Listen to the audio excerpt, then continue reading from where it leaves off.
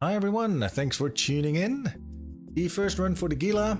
The fitting information is in the description, so please have a look at that if you're interested in the fit. And with that, let's jump into the first room. The first room is the Lucid spawn, which is a spawn you can face tank, even if there are quite a bit of nuding ships on the field. Because of the dual cap battery setup on this Gila, you've got so much cap to play with that for the usual nuding spawns, you're gonna be fine. You do still want to prioritize those, like normal.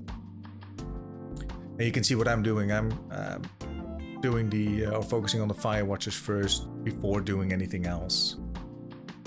Although I'm pretty sure that a ship is still cap stable, even with all of them on you.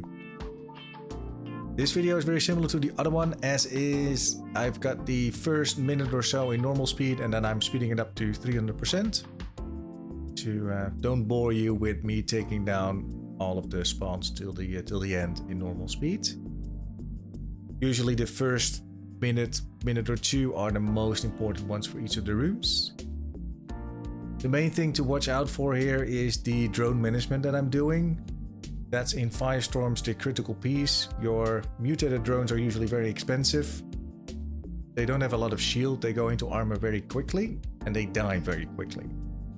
Hence why it's also wise to get some Federation hammerheads with you, because they are cheap to replace. So in the spawns that are very dangerous for your drones, the Angel spawn, Sancho spawn, and the Villa Triglavian spawn, the Villa tricks, it's wise to use those versus the mutated ones, because there's a high chance you'll lose it, and then your run will most likely not be profitable anymore because of the price you're paying for the damage mutaplasmids for drones. You can see I'm just roaming around the room. I'm not running this ideally, as in I've wasted a ton of time traveling. You can see I'll be exiting the room with close to 6 minutes, I think, at the end. This is all wasted time. You can see here I'm just traveling, I'm not shooting, I'm not doing anything, which is never a good thing to do in the first room. You can see me check the time as well. I'm like, you know, I should have potentially either used an MTU or just go for the cash and maybe one of the nodes, and that's it. Although the unstable mutaplasmid large shield plate dropped, hence why the first room is very profitable. This is not something you can get in a dark. For a dark to have a similar drop, you will need to get the large disintegrator specialization skill, for example.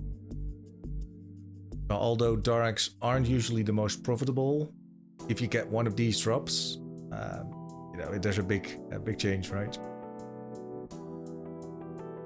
The drone spawn, the Teslas, you can again face tank. It kind of depends on the composition. If there's a ton of thermal damage Teslas, I can't remember exactly the name, you want to be very careful, but the spark lancers only do EM damage, so you'll be fine. Just face tanking and again traveling the room. The other thing I'm doing at the moment as well is playing around with the shield boosters. You can see me only having run one at the moment. First of all, to conserve a little bit of cap, because the more cap you have, the better it is, especially if you jump into the next room. And I'm just trying out to see how well the ship tanks, but so far it's been doing really good. I think the most difficult spawn so far has been a Lashek spawn, and I think the Edencom room. So hopefully I'll be able to record one or two of those as well, and show you the difficulty there and why you would potentially need a little bit of a stronger tank than running with a single booster. I think there are other setups where there is two Python A-types multispectrums versus the dual boosters. So there's the other way you can go as well, which is a little bit easier on the cap even. But it's a slightly less tank, I think, but slightly cheaper. The second room gives us 60 mil, which again is usually the average between 40 and 60 mil, depending on, you know, if a mutaplasmid drops.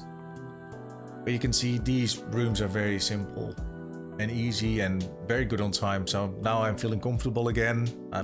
Within 10 minutes, I'm already next to the last room. This is the angel room, which in darks obviously is very scary, or can be very scary because of your dual cap setup. This is a treat. It's very easy. You want to be careful with the drones that you launch. You see me looking at what should I do. I decided to go with the Federation Navy ones simply because of the risk of losing them. And you will be able to complete this room within 5 minutes anyway, whether you use your mutated drones or just the normal ones or the faction ones, which are easily replaceable. Hence why usually I always go with the Federation Navy ones. And maybe towards the end I switch over to the mutated ones, because there's less risk of them dying. Especially once the webbing angels are down, it's a lot safer to drive and use the mutated ones. You can see, again, they're being attacked. They go into armor. I have to get the second spawn out here. The priority is very similar, so it's still the Cinnaballs first, and then because you're less impacted by the disruption, you can easily go for the smaller frigates first before you go for the Ixians. There you go, the next room, or the third room, gives us 49 mil. So we've got a very good and profitable run, as you can see on the screen. And now it's just finishing up the room and we'll be done. And with that, please like and subscribe. I'll make more videos, and thank you for watching. Bye bye for now.